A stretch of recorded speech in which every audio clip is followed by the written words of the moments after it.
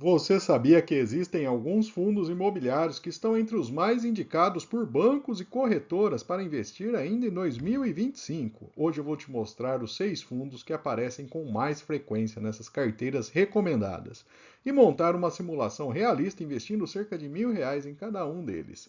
No final você vai ver quanto essa carteira estaria rendendo por mês e como ela pode servir de inspiração para a sua estratégia.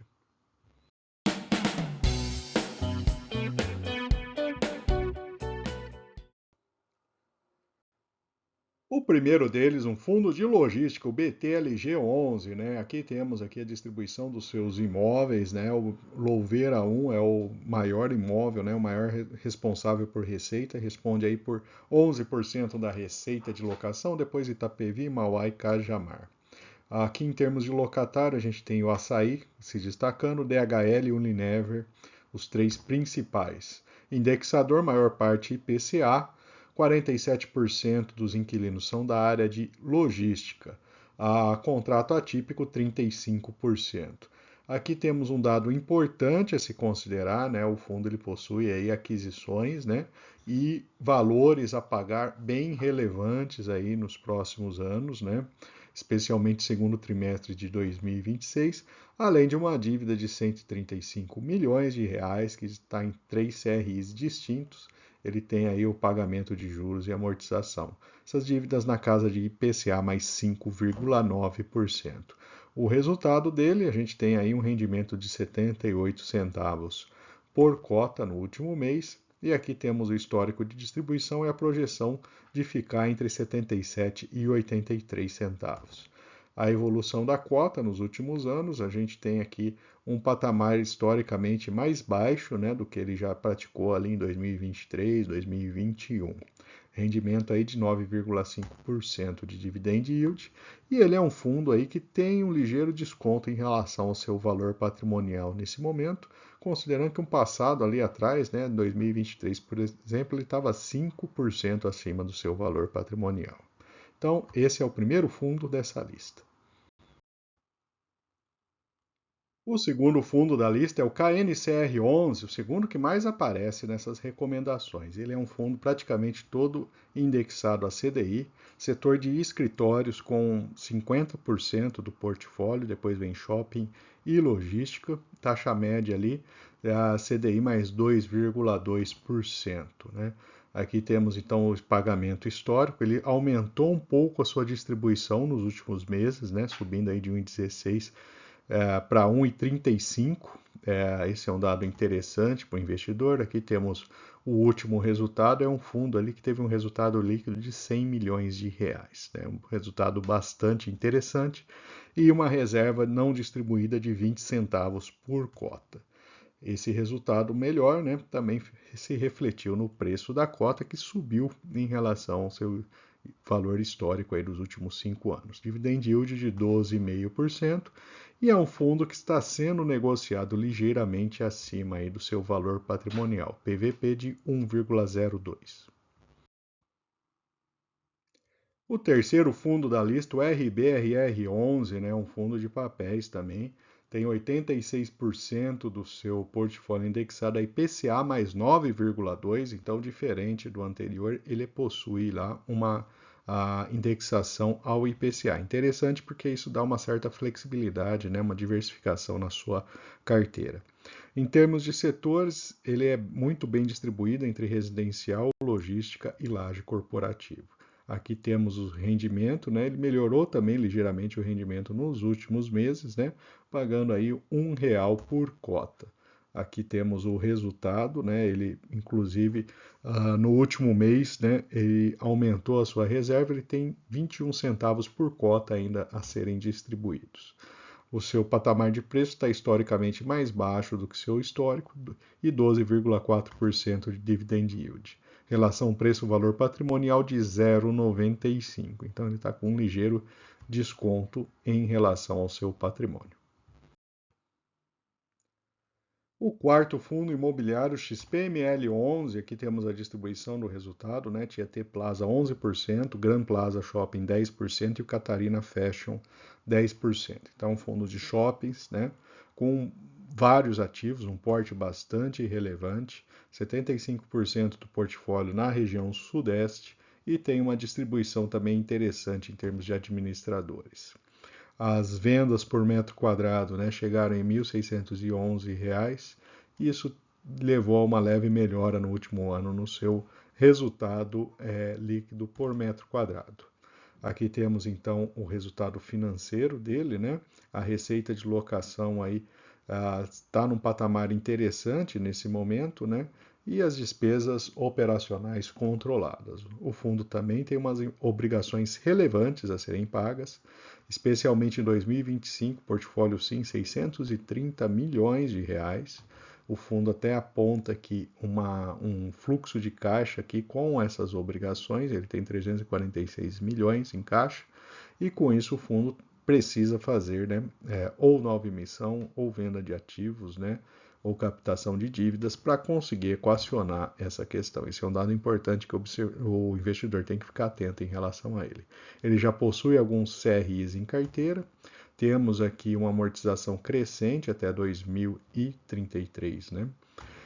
Em termos de valor de cota, ele está um pouco mais alto do que ele estava lá atrás, né? Lógico que a gente está olhando aqui um valor aí no pós-pandemia, shopping foi muito impactado.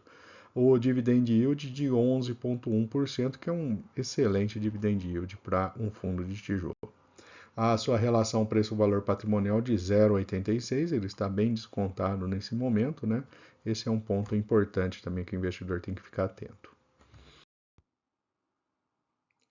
Já o próximo fundo, indo para a reta final dessa lista, o MCCI 11, né, que é um fundo de papéis, né, ele possui aí 82% investido em CRIs, né, a maior parte é indexada ao IPCA mais 8,6%, segmento logístico 42%, comercial 24% e varejo 20%, 67% em São Paulo. Temos aqui então o dividendo de 90 centavos por cota, né? Ele passou aí o ano de 24 pagando um pouco mais baixo, depois ele subiu novamente o pagamento. E aqui temos o resultado. Ele acabou usando, né, parte da reserva para pagar o resultado aí de a distribuição de 90 centavos. Esse é um ponto de alerta em relação a ele. A sua cotação ela está num patamar relativamente mais alto, está rendendo aí 12,2% de dividend yield. Sua relação preço-valor patrimonial de 0,91, ligeiro desconto aí em relação ao que ele era negociado há pouco tempo atrás. E o último da lista desses 6 fundos imobiliários, o KNSC 11, né, que ele tem aí um equilíbrio entre IPCA e CDI, 57% IPCA, 41% CDI, setor de escritório residencial e logístico são os principais. O pagamento ele já é um fundo aí de cota 10, né, então o pagamento aí na casa de 10 centavos, ligeiramente melhor do que ele vinha pagando aí nos últimos meses. A sua cota está num valor historicamente mais baixo, 12,9% de dividend yield e um desconto aí de apenas 1% em relação ao seu valor patrimonial, né? Então esse aí é um ponto também de atenção para esse fundo, que ele está negociado aí praticamente dentro do seu valor patrimonial. E vamos deixar aqui detalhado, né, as carteiras, né, dos bancos e corretoras, né, com as indicações desses fundos imobiliários. De repente você tem algum fundo que te interessou também que não esteja entre os 6 primeiras posições elencadas nesse vídeo, né? Fica aqui para você ver a posição de cada uma delas, né? Então temos aqui a continuação e as posições aí menos relevantes na combinação aí das diversas carteiras. Agora, na prática, montei uma carteira com aproximadamente R$ 1.000 em cada um desses 6 fundos imobiliários, o que totalizou pouco mais de R$ 6.080 investidos. A seleção foi feita com base nas recomendações das corretoras e bancos para 2025, incluindo fundos aí de diversos segmentos para dar uma diversificação. Então, o BTLG11, né, foi um fundo logístico com dividend yield de 9,5 e PVP de 0,96 e uma liquidez média diária de 6,4 milhões. O KNCR11, fundo de recebíveis, dividend yield de 12,5, liquidez muito alta de 11 milhões por dia e o preço um pouco acima do valor patrimonial. RBRR, também recebíveis, dividendos de 12,4%, PVP de 0,95 e liquidez aí menor de quase 3 milhões. XPML, fundo de shopping com dividend yield de 11%, liquidez forte, 9,2 milhões, né? É um dos maiores fundos aí desse setor. O MCCI 11, fundo de crédito imobiliário, dividend yield de 12%, PVP de 0,91, negociado com desconto, liquidez um pouco mais baixa também de 3,2 milhões, mais baixa para esses fundos de papel, né? KNSC 11, fundo de papel, dividend yield 12,9, PVP praticamente aí no valor patrimonial, né? Liquidez de 4 milhões.